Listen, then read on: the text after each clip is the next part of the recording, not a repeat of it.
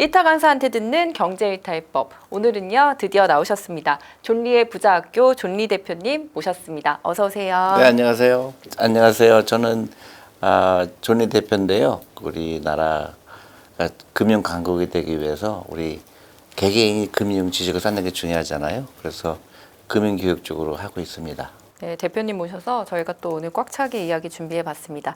먼저 주식시장 이야기 먼저 여쭤볼까 합니다. 요즘 워낙 예측하기 어려운데 지금 가장 적합하다고 생각하는 투자 방법이 있으실까요? 주식시장은 한 번도 예측하기 쉬운 시장이 아니잖아요. 그러니까 매일 어렵고 또 매일 부정적인 뉴스가 대부분이고, 그래서 특별히 이런 때는 또 어떻게 해라, 이럴 때는 어떻게 해라, 그런 방법은 없어요. 가장 중요한 주식 투자 철학은 내 돈을 일하게 한다는 거죠. 일시킨다는 거, 그리고 내가 기업을 소유한다는 거, 그리고 가격을 맞추는 게 아니라 시간에 투자하는 거다. 그래서 일찍 투자하고 여유롭게 투자하고 빚내서 하지 말고, 이제 그거가 전부예요. 근데 사람들은 빨리 부자가 되고 싶거든요. 빨리 이거 벌고 또 저걸로 옮기고, 그러다가는 나중에 아주 본질을 잊어버리죠. 최근 이제 주식 시장을 조금 보면요. 주가를 어떤 몇몇 종목들이 조금 이끌고 있고 또 확 뛰고 있고 이런 섹터들이 좀 있잖아요. 그런 종목들에 대한 대표님 생각은 좀 그러니까 어떠실까요? 이제 그런 게 이제 유행을 타는 거거든요. 그러니까 어떤 특정 분야가 막 올라가게 되면 막 불안하잖아요. 나는 왜 저런 종목이 없지? 그러다가 이제 막 그런 스토리텔링에 이제 현혹되다 보면 그 전에 갖고 있던 내 생각이 이거 나 틀렸나 보다. 그렇고 이제 그런 걸로 이제 쫓아가게 되고, 그럼 또 하락이 또 오게 되면 괜히 했다고 생각되고 막 뒤죽박죽 되거든요. 그렇게 하는 게 아니고, 물론 놓칠 수가 있죠. 어떤 건 10배 올랐는데 내 거는 마이너스 10%가 되는 경우도 있어요. 걱정할 필요 없어요. 내가 갖고 싶은 주식, 내가 그때면 아무나 하는 건 아니죠. 차트를 보고 산다든가 아니면 아무런 친구가 사라고 해서 산 게 아니고, 이 기업은 내가 물건을 써보니까 너무 좋더라. 아니면 이 기업은 내가 보니까 과거부터 꾸준히 올라가더라. 꾸준히 매출이 올라가더라. 어떤 경우는 배당을 잘 주더라. 나름대로 생각이 있잖아요. 그런 거 골고루 사서 갖고 있으면 돈 생길 때만 투자하는 거예요. 그게 제일 좋은 방법인데, 어떤 분야 요새 이제 배터리 분야가 막 올라가니까 막 속이 아프잖아요. 이거 내 거는 왜 안 올라가지? 그렇게 생각할 필요 없어요. 이게 또 내려오고 또 내가 갖고 있는 건 언젠가 또 올라가거든요. 그러니까 이게 보면은, 저도 이제 펀드 매니저를 오래 했기 때문에 보면 속상할 때가 많죠. 이 주식을 샀는데 5년 동안 갖고 있는데 안 올라가요. 딴 것만 올라가는데 안 되겠다 팔잖아요. 그때 또 올라가요. 그다음에 이제 따라서 간 거는 또 내려가게 되고, 그래서 그런 거에 연연할 필요 없고 자기의 스타일을 잊지 말고 꾸준히 투자하는 게 제일 현명한 방법이고, 투자한다면 나는 놀러 다녀야 돼요. 맨날 쳐다보는 거 하는 거 아니죠. 번외 질문인데요. 그럼 대표님은 배터리 쪽 갖고 계시나요? 저는 별로 좋아하지 않았어요, 그 섹터를. 그래서 우리 펀드 매니저들도 안 갖고 있었어요. 그 밸류에이션이 너무 비싸고. 그래서 시가총액이 너무 그렇게 비싼데 이것까지 살 필요 없다고 생각한 거죠. 근데 그래도 올라간 거니까. 그렇지만은 그거 항상 있어요. 그거를 억울해하거나 그때 내가 왜 안 사? 그렇게 하는 거는 이제 자기의 투자 철학을 깨트리는 거죠. 대표님이야 워낙 이제 부자 만들기 대부 이렇게 대부는 알려져 아니고. 계신데, 방금 전만 해도 대표님은 지금 2차 배터리 쪽을 그렇게 갖고 계시지 않다고 하셨잖아요. 근데 전문가들 분들은 그래도 거기가 앞으로 오를 거다, 시장 전망이 좋다, 이런 얘기를 해주시는 분들도 이제 계시단 말이에요. 여러 전문가들이 각각 이제 생각하는 건 다르겠지만 그런 방향에 대해서는 조금 아니요, 그게 제가 배터리 주식이 나쁘다고 한 적은 없어요. 네네네. 다만 가격이잖아요, 가격. 이 가격 주고 살 수가 있을까? 너무 비싼 거거든요. 몇십 조잖아요. 근데 매출은 별로 안 일어나는데 그런 희망만 가지고 사고 싶지 않은 거죠. 그러니까 냉정해지는 거죠. 근데 시장이 올라간 거 내가 컨트롤할 수가 없잖아요. 그렇지만 내가 생각했을 때 나는 가격이 너무 말도 안 되게 비싸다고 생각했던 거고, 또 그렇지 않다고 생각하는 사람도 충분히 이유가 있겠지만은 이제 그러니까 그거를 가격을 따져야 되고 펀더멘털을 보고 투자하라 이거죠. 근데 내가 그걸 놓쳤다 그래서 억울해하지 말라 이거죠. 그게 뭐 장이 안 좋다 보면 당연히 이제 매도를 좀 고민을 하게 되는데 여름 동안 이제 한창 주식을 조금 해왔던 분들이라면 매도 타이밍을 좀 매도하면 안 되죠. 사람들은 주식 투자를 사고 파는 타이밍을 맞추는 거라고 생각을 해요. 절대 그건 아니고 항상 투자가 돼 있어야 돼요. 풀리 인베스트 돼 있어야 돼요. 예를 들어서 지금 30대 중반이다. 그러면 꾸준하게 사고 파는 거 아니에요. 이제 종목을 바꿀 수는 있죠. 근데 절대 파는 거 아니에요. 그러니까 내가 이거 샀다 팔았다 하면은 내 돈이 일하다가 일 안 하다가 일하다가 일하다가 똑같아요. 날씨가 비슷하죠. 어떤 때 눈이 오고 어떤 때 비도 오고 어떤 때는 그냥 주시장이 속상할 정도로 떨어지고 그래도 그거를 꾸준하게 해야 되는 거예요. 그걸 이제 영어로 달러 코스트 에버리지라고 그러잖아요. 그래서 뭐 주식시장이 나쁘건 좋건 간에 나는 꾸준히 투자해서 20년 후에 찾겠다 하면 굉장히 여유가 있잖아요. 주식 가격이 떨어지면 싸게 살 수 있는 권리잖아요. 근데 그거를 타이밍을 맞춰서 내가 주가 지수가 2천 얼마일 때 팔고 또 어떤 때 사고 뭐 어떤 때는 30% 오르면 팔고 또 20% 손해 보면 손절매하고 그런 투자가 아니라 투기죠. 너무 단순하다고 생각할 수가 있는데 결국 그게 답이에요. 내가 일하려고 하지 말아라. 내가 주식을 샀을 때는요 그 회사의 직원들이라는 거지 왜 내가 일하려고 그래요. 내가 삼성전자 갖고 있으면 삼성전자 직원들이 나 돈 벌어주려고 뭐 연구도 하고 팔기도 하는데 나는 놀러 다녀야지. 그거를 왜 내 돈 넣고 또 삼성전자 주식을 가지고 오늘 사고 또 내일 팔고 내가 일하잖아요. 또 하루 종일 이거 보잖아요. 또 요새 미국 주식도 하니까 또 밤에 또 이거 보잖아요. 그런데 내가 일하는 거잖아요. 어떻게 보면 바보죠. 내가 컨트롤할 수가 없어요. 주식 투자는 변동성하고 위험이 있어요. 그건 변동성이에요. 변동성을 절대 맞출 수가 없어요. 근데 그렇다면 대표님 그냥 일단은 넣어두고 말씀하신 대로 좀 오래 두고 본다고 생각을 하고 그냥 냅두는 게 답일까요? 아니죠. 그러니까 저기 투자와 도박의 차이는 도박은 내 돈을 놓고 알 수 없는 거에 투자하잖아요. 네. 투자도 아니죠. 알 수 없는 거에 베팅을 하죠. 근데 주식은 내가 이 회사에 대해서 알 수가 있잖아요. 그렇죠? 매출액도 알 수 있고 배당도 알 수 있고 경영진도 알 수 있고 그걸 읽어보면 사람들이 홈페이지도 안 들어가 봐요. 예를 들어서 친구가 야, 이 주식 좋대. 그래? 그럼 들어가면 그러면 이제 들어가잖아요. 그건 굉장히 도박의 영역이고 그래? 이 기업이 그게 좋아? 그래. 그럼 내가 홈페이지 들어가 보고 이 회사가 시가총액이 얼마구나. 이 회사가 그 매출액이 얼마구나. 그동안 5년 동안 보니까 이익이 꾸준하게 올라가더라. 그 정도 보면 이 회사 갖고 있으면 10년 동안 갖고 있으면 돈이 벌겠구나. 그렇게 투자해야지. 그냥 가격을 맞추는 걸로 해갖고 나 20% 벌었어. 그러니까 얼른 팔고 또 20% 손해 보니까. 일희일비하지 말라. 그러니까요. 그러니까 내가 일하려고 생각하면 안 돼요. 돈이 일해야 되고 기업이 일한다. 그러면 난 놀러 다니면 돼요. 대신에 가장 중요한 건 라이프 스타일을 바꾸는 거죠. 그러니까 소비하는 거를 투자로 바꿔라. 그러니까 비싼 옷 입는 거 그만하고 자동차 가능한 한 없는 게 좋고 걸어 다니고 그 돈으로 투자하고 그러면 이 투자라는 거가 그렇게 막 고민스럽고 그런 게 아니고 즐거운 거거든요. 제가 대부분의 사람들한테 물어봐요. 주식 투자 반드시 해야 됩니다. 그러면 대답이 그런 게 되게 많아요. 난 벌써 화가 났어요. 지금 수익률이 마이너스 20%예요.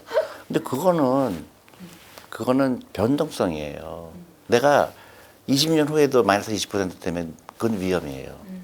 근데 주식시장이 회사는 계속 그 이익을 창출하려고 하는데 그 당시에 주식시장이 별로 안 좋은 것 뿐이에요.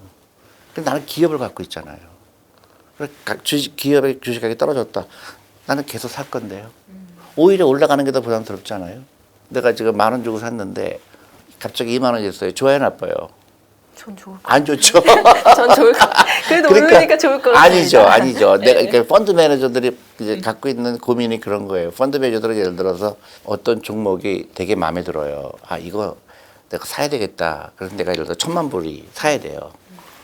근데 내가 이제 한꺼번에 사지 않죠. 펀드 매니저는. 그러면 내가 한 일주일에 걸쳐서 조금씩 사야 되겠다. 이제 결정을 하잖아요. 근데 내가 그러니까 1,000만 불어치 사야 되는데 한 50만 불 샀는데 갑자기 주가가 2배가 뛰었어요. 그럼 어떻게 되죠? 그러면 당연히 네. 개인은 마찬가지죠. 나는 이거 계속 살 건데. 전 이제 근데 제가 만약에 10,000원 주고 샀는데 20,000원이 된다면 그렇게 생각하면 좋을 것 같다는 얘기예요. 아니 근데 계속 투자를 근데 한다는 그거 갖고 내 노후 개념이면 준비 되지 않잖아요. 내가 만약에 이제 50세가 넘는다 그러면 적어도 내가 한 5억 원 있어야 되겠다. 그리고 5억 될 때까지는 안 올라가는 게 좋죠. 네. 내가 지금 100만 원 투자해서 50만 원 벌었다고 그래서 내 인생이 달라질 거 없잖아요. 근데 사람들은 그때 일비비를 해요. 그러니까 겁을 내고 그러다 보니까 한국의 경제 독립 비율이 세계에서 꼴찌죠. 너무 작은 거에 집착해서 그래요. 그러니까 나는 평생 동안 월급의 10%를 투자할 거다. 그러면 올라가고 내려가는 건 나하고 상관이 없어요. 앞으로 은퇴할 날이 30년 남았다. 그 30년 동안 투자할 건데 일주일을 걱정하는 거예요. 주식 투자는 시간에 투자하는 거라는 걸 한 번도 잊으면 안 돼요. 시간에 투자하는 거지 내가 가격을 맞추는 게 아니에요.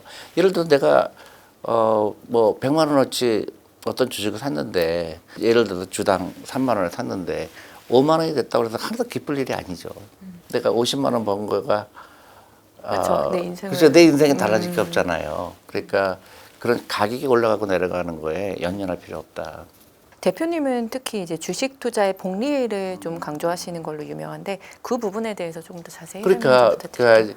시간에 투자하는 거잖아요. 그러니까 복리라는 거는 번 거를 또 그거까지 포함해서 벌잖아요. 그러니까 복리가 예를 들어서 이 기업이 1년에 이익을 10%씩 나고 있다 그러면 1년에 10%씩 복리거든요.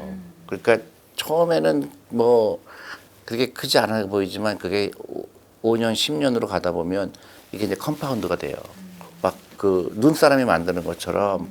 그래서 워런 버핏이 이렇게 부자가 된 이유가 진짜 지금의 워런 버핏의 부가 60세 이상 번 게 대부분이에요. 그러니까 초등학교 4학년부터 60세까지 이게 이제 그래프가 이렇게 되다가 나중에는 이렇게 되거든요. 그래서 이거를 복리라는 개념으로 주식 투자를 해라. 그러니까 단기간에 올라가고 내려가는 거는 나하고는 전혀 의미가 없다. 일주일 동안 차트가 어떻고 3개월 차트가 그거는 너무너무 도박의 영향이에요. 그러니까 내가 이 기업을 내가 왜 갖고 싶었냐, 매출액이 올라간다든가 경영진이 좋다든가 이러한 철학적인 걸 가지고 접근해야죠.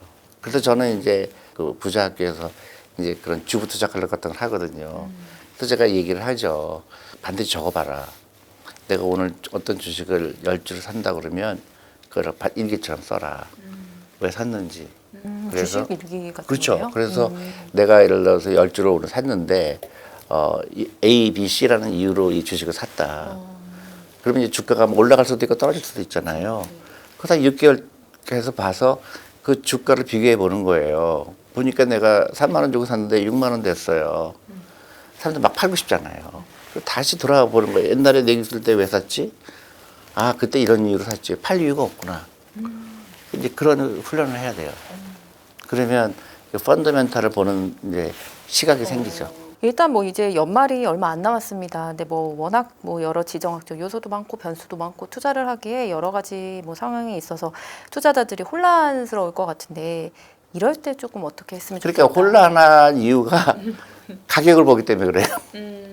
그럼 아예 대표님이 생각하실 때도 월급의 한 일정 부분을 아까 말씀하신 대로 투자한다고 생각하고 넣어두고 아 나는 이걸 노후 자금으로 쓸 거야 이런 식으로 두란 얘기신 거죠? 그러니까 특히 월급쟁이들은 여유가 없잖아요. 그러니까 순서를 바꿔야 돼요. 대부분의 월급쟁이들은 어떻게 해요? 월급 받으면 옷 사고 카드값 갚고 놀러 가고 이제 맨 마지막 남은 돈으로 이제 노후 준비해야지. 없지. 그죠? 그러니까 순서를 바꿔야 돼요. 그러니까 월급을 받으면 10%에서 15%는 무조건 나 없는 돈이다. 이 돈으로 투자하고 나머지는 그때부터 쓰는 거예요. 그러니까 내가 300만 원 벌던 500만 원을 벌건 뭐 1000만 원을 벌건 월급의 저는 15% 해야 된다고 봐요. 근데 처음 주식을 하지 말고 연금저축펀드 계좌를 열어야 돼요. 그래서 그 계좌는 55세까지 유지해야 되는 의무사항이 있기 때문에 내가 혹시 돈이 생겨도 자동차 사고 싶잖아요. 그걸 다 여행 가는 거 다 끊어야 되죠. 영유저축 펀드가 1년에 1,800만 원까지 할 수 있잖아요. 그러면 1,800만 원이 10년 되면 1억 8천이라는 거잖아요. 아니 그럼 여기다가 다 넣을 수는 없. 다 넣어도 되죠. 아, 그러니까 월급의 10% 다, 나는 다 넣으라고 그래요. 그래서 거기에 ETF 같은 거 있잖아요. 그거 사는 게 제일 낫죠. 그리고 개별 주식은 뭐 굳이 안 해도 돼요. ETF 사도 돼요. 요즘에 뭐. 그러니까 사람들은 막 빨리 부자가 되고 싶거든요. 네, 빨리 그래서 그래서 종목 하나 찍어줘. 그래 그 이걸로 그냥 몰빵해갖고서는 빨리 이 돈을 투자해서 가장 효율적으로 돈을 어떻게 하면 그런 일 안 일어나요. 그런 생각을 아무래도 그러니까 많이 하니까. 그 항상 얘기하는 게 시간에 투자해라. 그러니까 현명한 영리해야 되거든요. 영리하지를 못해요 사람들이. 왜? 욕심 때문에. 맞아요. 그래서 우리 도박하면 다 망하죠. 주식도 망하는 거예요. 그러니까 사람들이 다 아이 주식하면 안 돼 그렇게 얘기하잖아요. 그게 이제 금융 문맹이라고 그러죠. 문맹인 거예요. 그래서 월급의 10%, 15% 나름대로 룰을 정하는 거죠. 돈 생기면 무조건 영유저축펀드에 내 돈을 집어넣는다. 그리고 나머지 갖고 쓴다. 카드 없애야 되고. 나를 위해서 쓰는 돈은 이제 없어야 돼요. 나의 노후를 위해서 써야지. 소비를 통한 행복은 하루 가요. 아, 그것만. 근데 투자라는 행복은 평생 가요. 그게 현명함인 거예요. 그러니까 내가 부자처럼 보이려고 막 비싼 백 사고 뭐 자동차 뭐 이렇게 외제차 사고 가는 게 지극히 불안한 거거든요. 마음속 불안하잖아요. 저거 돈 갚아야 되죠. 카드값 갚아야 되죠. 그러다 보니까 이제 또 하는 젊은 사람들이 에이 어차피 부자 안 될 바에 써버리자. 포기를 해버리죠. 그런 마음도 많은 것 같아요. 그게 최악이에요. 최악이에요. 그렇지 그럴 필요 없거든. 지금부터 액션이 들어가야 돼요. 아까 금융 문맹을 이야기해 주셔서 온 가족이 이제 금융 문맹에서 탈출해야 된다 이런 얘기를 해 주셨었는데 우리나라 금융 문맹률을 좀 어떻게 보고 세계 계실까요? 1등이죠. 왜 그런 걸까요? 그러니까 아무도 안 가르쳐 줬거든요. 하긴 뭐. 그러니까 주식 투자라 그러면 대부분 사고 파는 걸로 알고 있잖아요. 또 자기 퇴직연금도 대부분 원금 보장에 들어가 있잖아요. 최악이죠. 내 돈이 일하고 있지 않는 거예요. 그리고 은행 예금이 제일 안전하다고 착각하고 있고, 그 주식 투자하는 거를 무슨 도박이라고 생각하고 있고, 그러니까 엉망인 거죠. 그러니까 차근차근 내 미래에 대해서 내 일생을 어떻게 경제적으로 어떤 플랜을 갖고 있고 이거를 가르쳐야 되는데 한국은 무조건 공부만 열심히 하라고 그랬잖아요. 그러다 보니까 기형화가 되는 거예요. 그래서 어떻게 돼요? 우리 한국이 지금 노후 준비 가장 안 돼 있잖아요. 그리고 출산율 되게 꼴찌잖아요. 왜 그럴까요? 미래가 불안하거든요. 근데 왜 그럴 필요가 없는데 왜 그렇게 할까? 여행 너무 많이 가잖아요. 여행 가면 안 되죠. 요새 또 골프를 많이 치잖아요. 골프 치면 안 되죠, 젊은 사람들. 그러니까 이 순서가 필요해요. 그러니까 돈이 만약에 들어오면 만건 틀건 10% 15%는 내 노후다. 이건 띄는 거예요. 영유저축펀드가 세금 혜택이 있다니까 그것부터 하자. 거기 ETF를 몇 개 고르자. 그래서 거기 투자하자. 그래서 돈이 없으면 스탑. 그리고 나한테 가장 빨리 나를 가난하게 만드는 게 뭘까? 자동차예요. 사교육비 혹시 결혼한 분들은 사교육비 그거 끊어야 되겠죠. 그러니까 지금 사교육비 때문에 가난하게 돼요. 그럼 만약에 내 애가 이건 정말 배우고 싶다고 한다. 그럼 그 교육을 시켜주고 싶잖아요. 부모 입장에서는. 그거에 대해서는 어떻게 생각해요? 그래도 안 하는 게 맞다고 아니요, 생각하세요? 그러니까 뭐 꼭 필요한 몇 가지만 시키자. 아니죠. 아이하고 의논하는 게 좋아요. 아이는 엄마가 돈을 얼마 쓰는지 몰라요. 엄마 나 이거 저기 해줘요. 그럼 엄마는 무조건 해주잖아요. 그러면 돈이 얼마 들었는데 엄마는 야 저 돈 많이 들 텐데 할 때 아이는 그걸 모르잖아요. 그럼 엄마가 야 근데 아빠가 월급이 얼마인데 네가 그거 하려고 그러면 아빠가 얼마 돈 들어갈 텐데 그럼 아이가 아 엄마 필요 없어. 그럴 수도 있거든요. 그럼 아이한테 좀 오픈해서 아니 아이랑 같이 해야죠. 의논해야 된다. 어렸을 때부터 그런 거 안 가르쳐줘요. 그래서 엄마가 아이한테 걱정하지 마. 왜냐면 너무 돈돈거리면서 아니 자랄까 봐 돈돈 이제 해야죠. 걱정하는 거 아닐까? 아니, 돈이 너무 애가 근데 막 친구들하고 갔는데 막 나 이건 너무 막 이러면서 내 애만 막 너무 돈돈할까 봐 아니, 그런 거 왜냐면 아닐까? 그게 이제 문제죠. 돈에 대한 공부를 해야지. 그래서 미국에서는 어떻게 해요, 애들한테. 주소도 팔아보게 하고 맥도날드에서 일해보거든요. 그럼 돈을 귀하게 여기거든요. 아, 돈 벌기 이렇게 힘든 거구나. 근데 엄마들은 막 학원비가 100만 원이면 어떻게 빚을 내서라도 100만 원 해주려고 그러잖아요. 그게 다 무너지는 거예요. 그럼 아이는 아이대로 돈에 대해서 배울 기회가 없었고 엄마 아빠는 그 돈을 너무 끔찍한 큰 돈을 써버리고 너무 준비는 안 되고. 안 돼 있고 그러니까 어떻게 나중에 다 같이 가난해지는 거죠. 그래서 지금부터는 플랜을 세워야 돼요. 예를 들어서 우리 아이가 10살이다. 그럼 걔한테도 투자를 시작해주고 또 걔도 그 투자하고 싶어하고 저는 정말로 그 엄마들이 가르쳐 주라는 거죠. 그 아이들도 금융업에 진출하게 하는 게 좋거든요. 엄마가 아이들한테 의사 되라고 그러잖아요. 최악이에요. 아이한테 금융인으로 키울 생각을 왜 안 해요? 아무도 펀드 매니저 되고 싶다는 애가 없잖아요. 미국은 다 월스트리트에서 일하고 싶어 하거든요. 제일 돈 많이 벌잖아요. 투자를 통해서 아이들이 어렸을 때 투자를 경험하고 나 직업도 그걸로 하고 싶고 애널리스트 하고 싶어 하고 펀드 매니저 하고 싶어 하고 또 창업하고 싶어 하고 금융이 대한민국의 미래예요. 그래서 이거는 내가 너무 안타까운 거예요. 우리 아이들한테 희망을 줘야 되는데 우리 너무 학원의 공부 이거 공부 못해도 되거든요. 그래서 엄마가 중요해요. 엄마가 확고해야 돼요. 그래서 제가 이 부자 학교를 세운 이유가 엄마 교육. 그래서 제가 이제 요새 초등학교, 중학교 강연을 많이 가요. 그래서 제가 뭐라고 얘기하냐면 오늘부터 절대 엄마 말 듣지 말아라. 반항해라. 그래서 엄마가 너희를 가난하게 만들어 줄 거다. 아이들이 너무 좋아해요. 악영향이 있는 건 아닐까요? 아니, 들어야 근데- 될 말도 안 듣고. 아니, 그러니까. 정리 선생님이 이러라고 하셨어. 이러면. 그러니까 나는 너무 행복하죠. 왜냐면 얘네들 부자가 될 거니까. 엄마 말 들어갖고 가난하거든. 엄마 말 들어갖고는 괴롭고 엄마가 공부하라 그러는데 엄마도 또 거기 돈 다 써먹고 또 학원 가기도 싫고 한데 그냥 엄마가 강제로 가라 그러고 살고 싶지 않죠. 그러니까 억지로 하지 말고 주체적으로 그렇죠. 생각해라라는 근데 걸 엄마가 알려주시는 대부분 거죠. 너보고 학원 가라 그럴 거다. 그러니까 보이콧 해라. 그 돈으로 투자해 달라고 해라. 근데 그 반응이 너무 좋아요. 그래서 엄마들도 변해요. 왜냐하면 아이들이 저렇게 행복한 걸 처음 봤거든요. 애들이 막 너무 좋아하고 막 발을 굴리고 난리가 나요. 막 사인해 달라고 그러고 연예인처럼. 그래서 이게 답이다. 대한민국 이거는 아이들을 이제 해방시켜주고 공부 잘하는 거 하지 말고 부자 되라. 투자를 가르쳐주고 돈 일하게 하는 거 가르쳐주고 돈을 귀하게 여기고 돈의 노예가 되지 말고 돈을 다스려라. 대부분 돈의 노예가 돼 있어요. 왜냐? 돈을 안 배웠기 때문에. 자기도 모르게 돈의 노예가 돼 있어요. 근데 안 그런 척하죠. 나중에 불행하죠. 미리미리 준비하고 액션. 그리고 요새 뭐 주시장이 어렵고 안 좋고 하나도 걱정할 필요가 없어요. 주시장이 맨날 어렵지 한 번도 쉬운 적이 없어요. 근데 맨날 사람들은 하루 종일 그 얘기를 해. 그 의미가 없어요. 차트 봐서 뭐 하려고. 그러니까 대부분 의미가 없어요.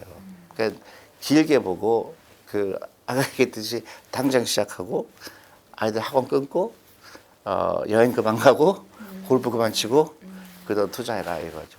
그러니까 돈의 노예가 되지 않는 이야기를 해주셨는데 돈의 노예가 되지 않는 부자란 대표님이 생각할 때 그럼 그러니까 어떤 돈을 사람일까요? 귀하게 여겨야죠. 돈을 감정적으로 여기면 안 돼요. 하긴 네, 요즘에 대부분 감정적으로 해요. 네네. 그래서 이러거든요. 야, 뭐 우울한데 뭐 그래, 쓰자 막 이렇게. 쫀쫀하. 근데 내가 한국에서 제일 싫어하는 말이 그 열심히 일한 당신 뭐 놀러 가라 이런 거 제일 싫어하는 떠나라, 말이에요. 막 열심히 일한 당신 그 돈으로 노 준비해라 그래야지. 맞아요. 노 준비하라 그래야지. 이 다음에 네가 육체적으로 더 이상 일하지 못할 때 그 돈 가지고 너는 이제 은퇴해야 돼. 한국 은퇴하지 못하는 나라잖아요. 전 세계에서 은퇴하지 제일 못하는 나라가 한국이에요. 맞아요.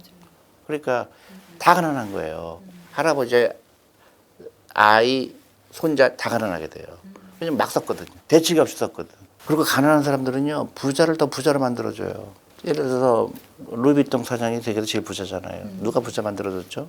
다 서민. 한국 엄마들이. 돈 써서. 한국의 루이비통 사는 한국- 소비자들이. 그러니까요. 영리하지 못한 거죠. 영리한 엄마들은 그렇게 안 하죠. 그러니까 그것보다는 아이들한테 투자를 가르쳐주고 우리 경제적인 건강. 그래서 그거를 영어로 피트니스라는 말도 많이 써요. 파이낸셜 피트니스. 우리가 운동할 때 어떻게 돼요? 매일 운동하러 가죠. 네. 건강하려고 하는 거잖아요. 똑같아요. 파이낸셜 피트니스. 내가 돈으로부터 독립, 돈을 건강.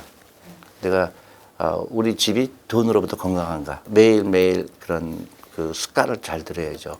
돈은 감정적으로 따르면 안 되고 항상 투자를 해야 되고 소비를 투자로 바꾸고 가능한 한 놀러 가지 말고 차가 없으면 더 좋고 그래서 그 돈으로 투자하는 거죠. 아이한테 학원비에 들어가는 거를 만약에 100만 원 들어가는 걸 아이한테 투자해 주면 그게는 매덕이 있어요. 30살 됐을 때. 근데 그 아이가 공부 잘한다고 달라질 거 있어요? 공부 잘한다고 해서 걔가 월급쟁이 되겠죠? 그러니까 그 아이들은 창업을 해야 돼요. 창업을 하는 아이들은 어떠냐? 많이 노는 아이들이거든. 잠을 많이 자야 되거든. 9시간씩 자야 돼요. 근데 한국 엄마들은 애가 자는 걸 못 봐. 일어나. 예, 그래갖고 공부해야지. 줄넘기라도 해야 돼. 예? 그러니까 줄넘기 또 선생님 또 불러요 또. 네네. 그러니까, 맞아. 요즘에 그렇게 그러니까 맞아. 저도 그거는 줄넘기 선생님 있는 거 보고 진짜 이제 깜짝 그게 놀랐어요. 어리석은 거거든요. 아이하고 엄마하고 시간을 같이 보내고 주식 얘기도 하고 또 세상 돌아가는 얘기도 하고 엄마하고 영화 구경도 가고 그게 최고예요. 그러니까 엄마하고 아이하고 시간을 보내는 게 최고인데 우리 한국의 엄마들은 학원에서 애들을 보내면서 불안해서 더 그런 것 같기도 그러니까요. 해요. 그 그렇죠? 불안한 옆에서 이유가 하니까 우리 불안한 이유가 금융 문맹이라서 그래요. 장님인 거예요. 그러니까 옆집을 따라가는 거예요. 맞아요. 남들이 하는 거는 그냥 그러니까 해주고 다 같이 싶은 망하는 거예요. 그래서 한국 사회가 지금 갖고 있는 거는 전 세계에서 볼 수 없는 거예요. 전 세계에서 볼 수 없는 희한한 문화를 갖고 있는 거예요. 교육이.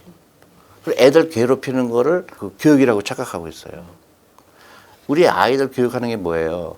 건강한 신체적으로 정신적으로 건강한 앞으로 우리나라의 리더가 되는 거를 가르치는 거잖아요. 근데 거기에 국영수가 왜 들어가죠? 그러니까 미국에서는 공부 잘했다는 게 그렇게 큰 매력이 아니에요. 근데 한국은 공부 잘한 게 그러니까 취직 시험도 전부 성적 순으로 뽑잖아요. 그러니까 뽑겠죠. 미국 시험이 없어요. 그러니까 이게 나는 웃기는 거예요. 이게 우리도 모르게 너무 성적 순으로 그냥 굳어버린 거예요. 그러니까 주식 투자도 마찬가지로 그렇게 생각하는 거예요. 공부로 생각하는 거예요. 차트로 생각하는 거예요. 돈 버는 거하고 차트하고 무슨 상관이 있어요? 기업을 보는 건데. 그러니까 펀더멘탈을 보지 못하는 어렸을 때부터 남이 시키는 대로 한 교육을 받은 사람은 투자도 제대로 못하고 인생도 제대로 못 산 거 전부 남이 한 대로 따라가게 되고 그걸 끊어야 돼요. 대표님 말씀 들어보니까 다 맞고 저도 이해가 되는데 그럼에도 이제 아무래도 사람들은 그냥 공부를 시키는 게 공부를 하면 중간이라도 가니까 중간 못 가요. 이렇게 요즘에는 그래도 중간 못 간 생각하는 것 게 같아요. 중간이 못 가냐면 하층이 되죠. 돈을 다 써버렸잖아요. 공부 투자하고 그렇죠. 다 써버렸잖아요. 그러니까 하층으로 떨어지는 거예요. 그렇다면 가뜩이나 월급도 작은데. 그럼 지금부터는 조금 어떤 노력을 기울이면 뭐 아이들은 아이들을 그렇게 학원 끊어야죠. 내가 이런 얘기를 하면 사람들은 너무 과격하다고 얘기를 해요. 절대 과격한 게 아니에요. 세상을 보는 눈을 가르쳐 주라는 당연하죠. 얘기잖아요. 네. 아이가 그 상상력을 키워야 돼요. 근데 학원 가는 순간 이 아이는 상상력을 잃어버리는 공부를 해요. 획일적인 그렇죠. 계속 밤 11시까지 남이 하는 얘기만 듣잖아요. 그럼 그 아이는 지쳐 있잖아요. 그러니까 어떻게 돼요? 그냥 아유 되는 대로 살자. 그리고 되는 일 하나도 없는 것 같고 괴롭고 그러니까 뭐 인생 뭐 있어. 지금 그런 사람들이 많아요. 일본에도. 세븐일레븐에서 일하고 그러다가 라이프에 대한 어떤 그 계획도 없고 그냥 적당히 살다 죽으면 되지. 그런 아이가 많이 생기면 그 나라는 굉장히 위험하죠. 후진국이 되죠. 그러니까 그 돈을 가르쳐 주는 게 그 어떤 것도 중요해요. 그럼 한 몇 살부터 그런 돈에 대한 교육을 시키는 한 살 거예요? 때부터요. 아주 그냥 조금 어릴 때부터 이제 그럼요. 복리를 맥시마이즈 하려고 그러면 기간이잖아요. 그래서 누가 제일 유리해요? 한 살에도 일찍 시작하는 게 유리하지. 그러니까 그 유태인들이 부자인 이유가 그쪽은 일찍 시작하잖아요. 그게 비결이에요. 복리의 마법을 이해하는 사람이 많을수록 그 나라는 잘 되는 거고. 저는 너무 놀란 게 제가 이제 미국에서 처음 직장을 잡으면 미국은 이제 그 직장에서 그걸 이제 노후 준비를 회사가 도와주겠다고 해요. 그러면 퇴직연금 제도 DC형인데 거기서 DC형 중에서 어떤 주식형 펀드를 들을래. 그걸 강연을 해요. 회사들이 와서. 그럼 내가 그 말을 듣고 나도 나이가 어떠니까 내가 나이가 25이니까 이렇게 해서 내가 해야 되겠구나. 한국에 제가 강연을 많이 갑니다. 근데 너무 놀란 그 회사가 그런 교육을 언제 하냐. 은퇴를 1년 남은 사람들한테 해요. 은퇴할 때 1년 남았으니까 이제 우리가 노후 준비합시다. 그래서 너무 놀란 거야. 그 시간을 다 버려버린 거예요. 근데 다 걱정하는 거예요. 우리 애들 사교육비로 다 써버렸는데 또 장가 보내는데 다 써버렸는데 어떡하지? 근데 그 아이들이 부자일까요? 부자가 아닐까요? 부자가 아니잖아요. 그럼 어떻게 되죠? 다 뒤죽박죽이죠. 그거예요. 젊은 사람들은 내가 늙지 않을 거라고 착각을 해요. 나는 결혼도 안 하고 뭐 그러니까 막 써버리는 거죠. 근데 그거를 교육을 해야 돼요. 그렇지 않다. 충분히 할 수 있다. 금융교육이 그만큼 중요한 거고 투자도 현명하게 투자하는 거. 가격을 막 맞추고 막 차트 보고 막 너무 복잡하잖아요. 나는 그 시간에 놀러 다니면 되지. 그걸 내가 왜 해요? 난 좋은 기업만 고르면 되지. 좋은 펀드만 고르면 되지. 이제 또 3부 저희 한번 이야기해 볼게요. 한국인들은 특히나 내 집 마련, 집 하나 가져야 된다. 워낙 이런 데 혈안이 돼 있고 월급의 대부분이 그래서 사실 대출로 나가는 경우도 너무 많잖아요. 내 집 마련 꼭 필요하다고 보세요, 대표님? 집은 뭐 있으면 좋지만 우선순위가 될 수는 없어요. 그러니까 내가 이제 많은 사람들 상담하는데요. 젊은 사람들이 저한테 와서 나는 어떤 여성하고 결혼하고 싶은데 그 여성이 집은 있어야 된다. 집은 있어야 된다는 것도 결혼을 그래서 난 너무 놀란 거예요. 그래서 부부가 같이 와라 그러면 내가 가르쳐 줄게. 그래서 그 결혼한 경우도 있고 또 이혼 직전까지 갔다가 이제 와이프가 난 집 사고 싶은데 남편이 존니 유튜브 보니까 사지 말라고 그러더라. 그래서 대표님 탓을 하는 거 아닐까요, 남편? 아니 그래서 같이 와서 실제로 같이 와서 내가 설명을 하니까 네 그렇구나. 그러니까 자기 전 재산의 35%가 집이어야 돼요. 근데 저희 지금 우리나라는 거의 80%죠. 네, 80% 그러니까 이상. 내가 만약에 사회초년생이다 그러면 월세가 훨씬 유리해요. 월세를 살다가 내가 이제 재산도 생기고 경제적으로 좀 안정이 됐다고 생각하면 그때 집 사도 되고 평생 집 없어도 돼요. 집에 대한 집착을 버려야 되고요. 그다음에 왜 그 계산을 안 해볼까? 그 오퍼튜니티 코스트라고 그러잖아요. 기회 비용. 내가 집을 안 사면 그 돈으로 내가 투자를 했을 경우에는 내가 더 큰 부를 이룰 수가 있는데 왜 집을 사서 평생 그 은행 빚을 갚다가 나중에 60이 됐는데 집 하나 있는 게 그 왜 그런 짓을 할까? 반론은 반론하세요. 아니고 예. 무슨 얘기 할지 알아요, 나는. 투자를 해서 나중에 이만큼을 벌 거라는 이런 뭐랄까 확실한 보장이 없는 것 같으니 집에 투자하면 요즘에 워낙 또 집값이 확 오르는 시기가 그거는 있었잖아요. 아니죠. 예를 들어서 내가 지금 월급이 한 달에 500만 원이라고 쳐요. 그러면 내가 집을 10억짜리 집을 샀다. 은행 빚을 내서 사겠죠. 그러면 평생 내가 그 빚을 갚느라고 아무것도 못 해요. 그래서 이제 내가 은퇴쯤 됐을 때 그게 집 하나 있는 건데 집이 만약에 그 일본처럼 집값이 떨어져 있으면 어떡할까요? 굉장히 큰 위험이잖아요. 그리고 황금성이 없잖아요. 근데 예를 들어 내가 500만 원이면 월세가 예를 들어서 100만 원이다. 그럼 월세를 사는 거예요. 400만 원 갖고 내가 할 수 있는 게 많잖아요. 주식도 투자하고 펀드도 투자하고 해서 그 연금저축펀드도 투자하고 그게 기회비용이거든요. 두 개를 비교했을 때 어느 게 좋을까? 당연히 후자가 좋은 거예요. 집은 일하는 자산이 아니에요. 집은 인플레이션을 따라가죠. 이제 요새는 많이 급격하게 올랐지만 10년, 20년 평균을 보면 인플레이션이에요. 근데 앞으로 인구가 줄어들겠죠. 네, 지금도. 그렇죠. 그럼 앞으로 20년의 집값이 어떻게 될까? 나는 그렇게 올라갈 거라고 생각하지 않아요. 20년을 본다 그러면. 뭐 1년을 본다면 올라갈 수도 있고 뭐 2년을 볼. 근데 그거는 조급한 사람들한테는 그게 하지만 장기적으로 20년 후에는 내 집값이 어떻게 될까? 인구가 줄어든다는데 그러면 내가 집을 갖고 있는 게 현명할까? 근데 내가 돈이 많아요. 그러다 집도 뭐 내 집을 갖고 싶어요. 그런 사람 살 수 있어요. 근데 집이 없으면 큰일 날 것 같이 생각하는 거는 굉장히 잘못된 거죠. 지금 저희 또래는 말씀하신 대로 집이 없으면 좀 불안하다. 그러니까 그 옛날에 그랬어요. 옛날에는 지방에서 서울에 올라오잖아요. 그럼 집이 없으면 서러웠거든요. 집을 막 이사 다녀야 되고 또 집이 모자라니까 뭐 판잣집에 사는 사람도 있고 지금은 너무 넘쳐나잖아요. 그러니까 월세를 사는 게 그렇게 집을 구하는 게 어렵지 않잖아요. 그 월세를 살면 되죠. 왜? 근데 사람들 잘못 생각하는 게 월세는 버리는 돈이라고 생각을 해요. 그게 금융 문명이죠. 이거를 따질지 모르는 거죠. 능력이 안 되는 거예요. 계산해 본 적이 없는 거예요. 그러니까 은행에 이자 내는 거 안 아까워요. 근데 월세는 아까워요. 신기하죠? 그래서 내가 5% 룰이라는 걸 하는 거예요. 그래서 5% 룰이라는 거 뭐냐면 가장 간단한 방법이에요. 내가 이 집을 10억 주고 살려고 그러잖아요. 10억에 5%면 어떻게 돼요? 5천만 원이죠. 그럼 내 1년 월세가 5천만 원하고 비교를 해보는 거예요. 내가 10억을 사는 게 좋을까? 아니면 월세를 5천만 원 내는 게 좋을까? 똑같아요. 근데 만약에 1년 월세가 2천만 원이다. 그러면 훨씬 싼 거예요, 월세가. 그래서 미국 같은 경우 내가 미국에서 집을 처음 샀을 때 집값이 폭락이 왔어요. 이제 90년대 초인데요. 그때는 이제 미국이 그 부동산이 완전히 얼어붙어 갖고 내가 집을 사면 이제 10%만 내고 은행 융자로 집을 사거든요. 그럼 그때 내는 돈이 한 달에 약 2,000불 정도 냈는데 월세를 사게 되면 3,000불인 거예요. 그러니까 집을 안 사면 바보죠. 네. 그래서 그때 집을 샀어요. 그 정도는 계산할 줄 알아야 돼요. 근데 요새 뭐 10억이라는 돈이 너무 우습잖아요. 그래서 집값 10억이면 5%면 5천만 원이죠. 그러면 한 달에 월세가 400만 원이면 뭐 집을 사나 월세를 사나 똑같아요. 근데 한국에서 월세가 굉장히 싸잖아요. 네. 월세가 훨씬 유리하죠. 젊은 사람들은 월세를 살아라.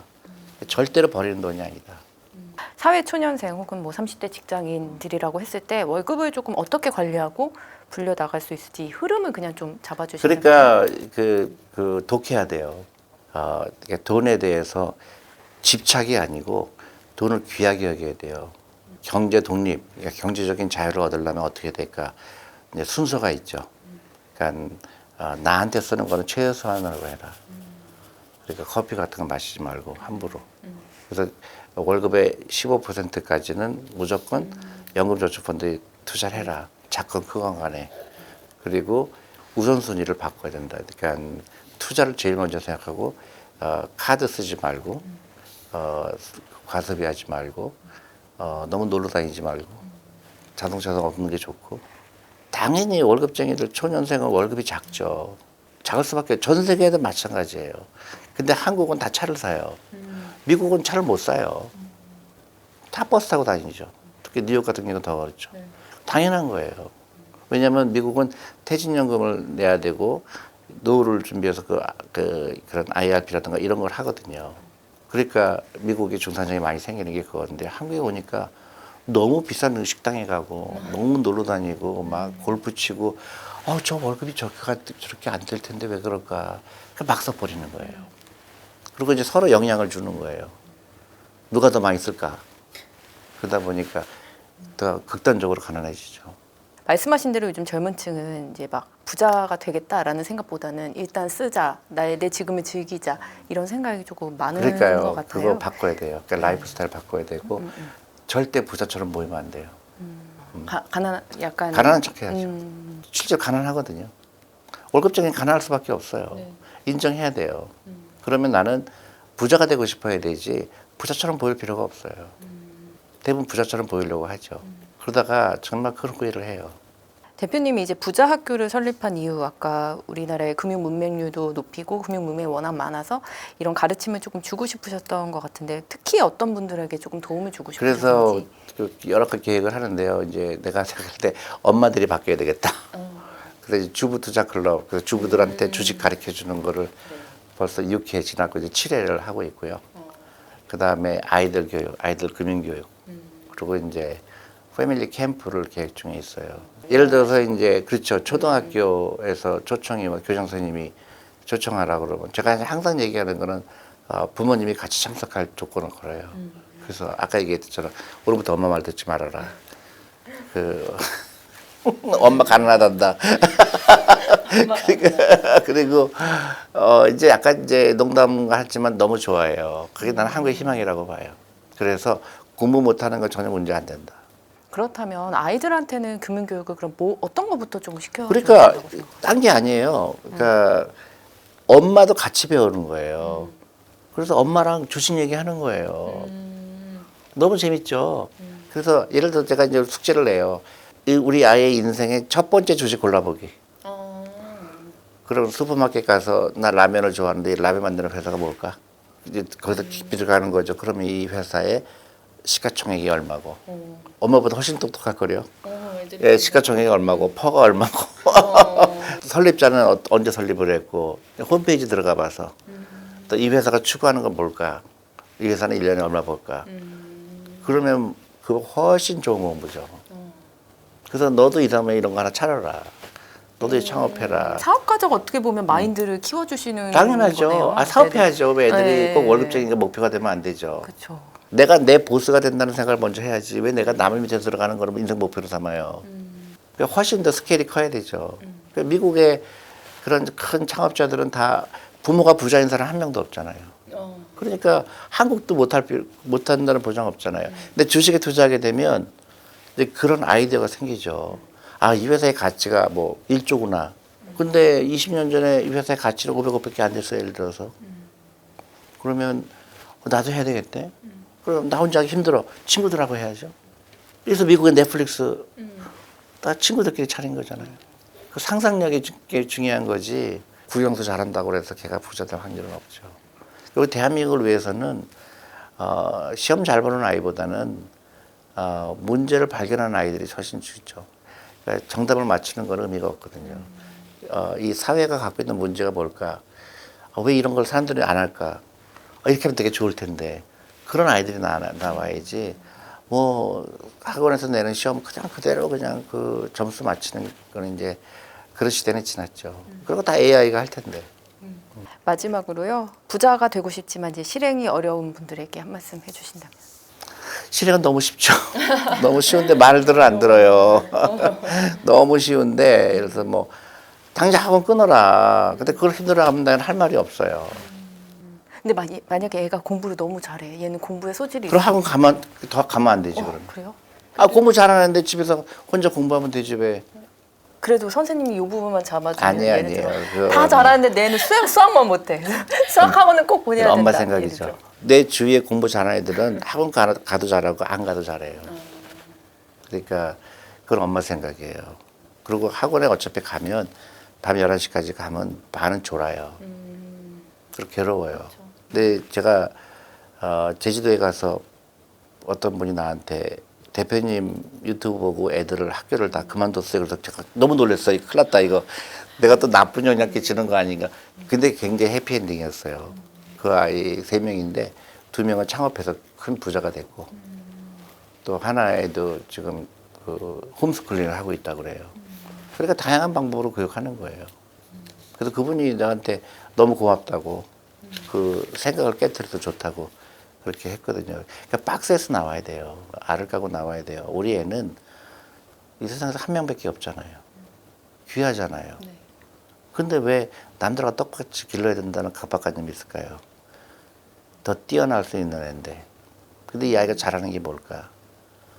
그걸 생각해야 되는데 우리는 무조건 시험 잘 보는 거를 최대의 교육이라고 생각하니까 그 아이는 다 잘하는데 공부하는 거 뭐 싫어하는 경우가 있거든요. 근데 왜 엄마는 그를 공부하라고 가르칠까? 그게 좀 이해가 안 가죠. 오늘 대표님 모시고요. 얘기 듣다 보니까 막 명언처럼 느껴지는 말들이 정말 많더라고요. 뭐 돈을 귀하게 여기고 뭐 일단 제가 기억에 남는 건 교육은 1살부터 어린 나이부터 일찍 교육을 시켜서 금융 문맹률에서 벗어나자. 이 얘기 오늘 말씀 잘 들었습니다. 감사합니다. 네, 그래요.